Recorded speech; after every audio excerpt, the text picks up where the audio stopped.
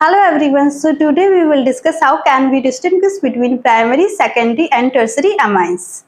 तो आज हम पढ़ेंगे प्राइमरी, सेकेंडरी और टर्सरी अमाइन को कैसे डिस्टिंग्विश कर सकते हैं, कैसे उनके बीच में अंतर बता सकते हैं। प्राइमरी, सेकेंडरी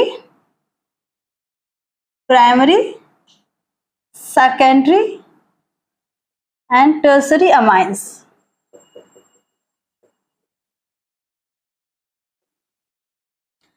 तो यहाँ पर एक रिएजेंट होता है जिस रिएजेंट का नाम है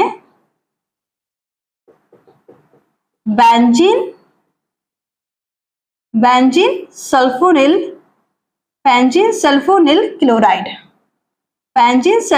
क्लोराइड। और इसका स्ट्रक्चर है ये बेंजीन की रिंग, बेंजीन और ये सल्फोनिल मतलब SO2 वाला सल्फोनिल और यहाँ से क्लोराइड, ये होता है बेंजीन सल्फोनिल क्लोराइड। अब देखते हैं अगर कोई भी प्राइमरी अमाइन है, जैसे कि मान लो ये है प्राइमरी का अमाइन CH3, उस तरीके से लिख दे रहे NH, एक मिनट, NH2CH3, ये है प्राइमरी अमाइन। तो प्राइमरी अमाइन रिएक्ट करता है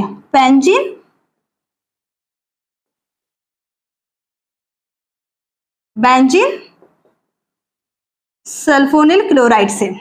यहां देख सकते हैं ये बेंजीन सल्फोनिल क्लोराइड और इससे प्राइमरी अमाइन अगर इसको रिएक्ट करवाएंगे तो यहाँ पर किस तरीके से होगा, इस नाइट्रोजन से दो हाइड्रोजन जुड़े हुए हैं तो यहां से एक HCl को निकाल दे रहे -HCl और इस सल्फर को नाइट्रोजन से जोड़ देते हैं।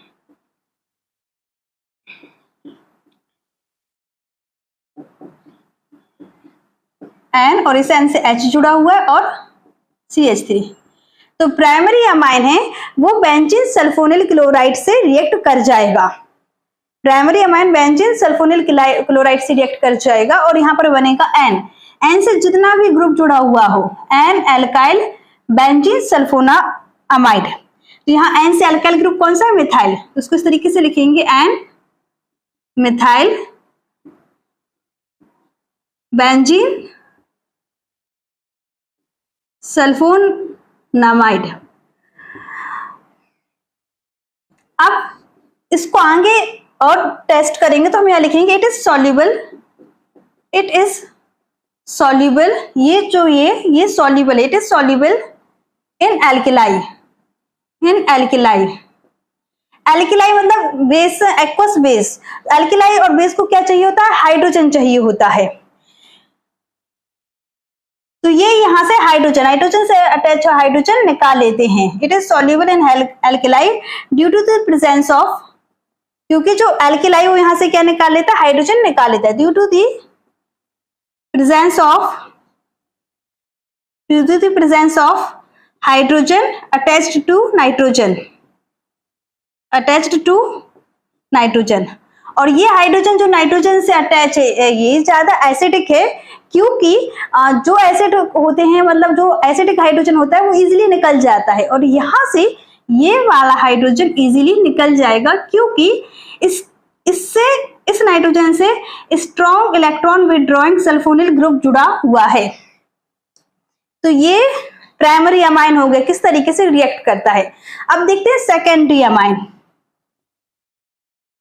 तो ये ले लिया सेकेंडरी अमाइन, सबसे पहले बेंजीन सल्फोनिल क्लोराइड, फिर यहां इस तरीके से ले रहे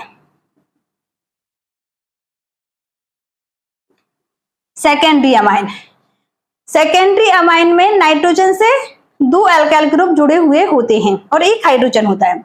अब इसको रिएक्ट करेंगे तो यहां से HCl निकल जाएगा -HCl और यहां पर ये इस तरीके से बेंजीन सल्फोनिल क्लोराइड SO2 और यहां से ये N CH3 और CH3। तो ये बन गया NN डाइमिथाइल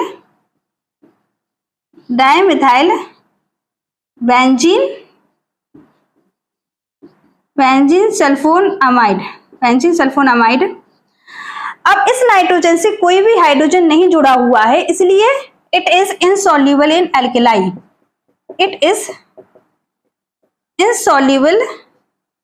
इन एल्किलाई,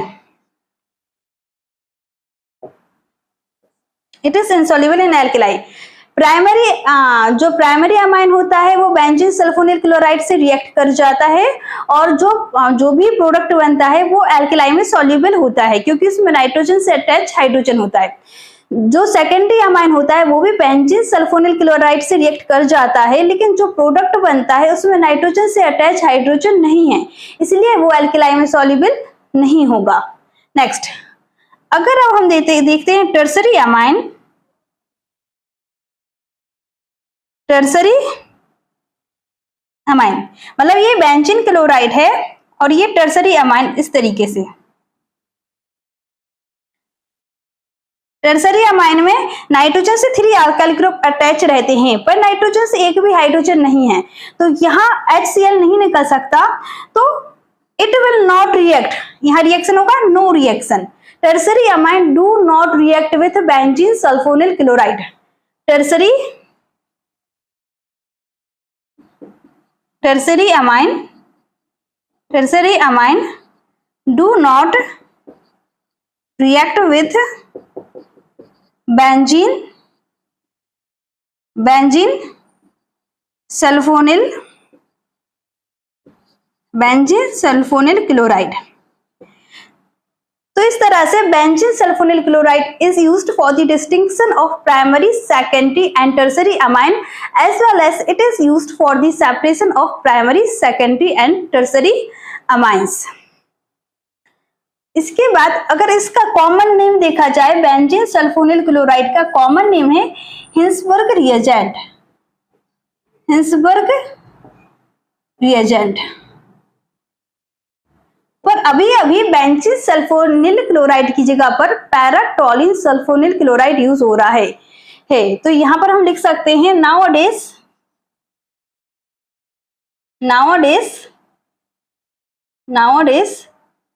बेंजीन सल्फोनिल क्लोराइड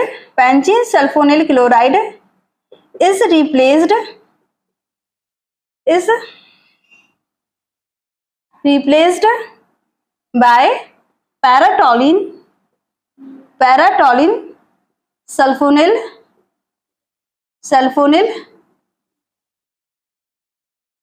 क्लोराइड। ये हो गया कि किस तरीके से हम primary, secondary and tertiary amine को डिस्टिंग्विश कर सकते हैं।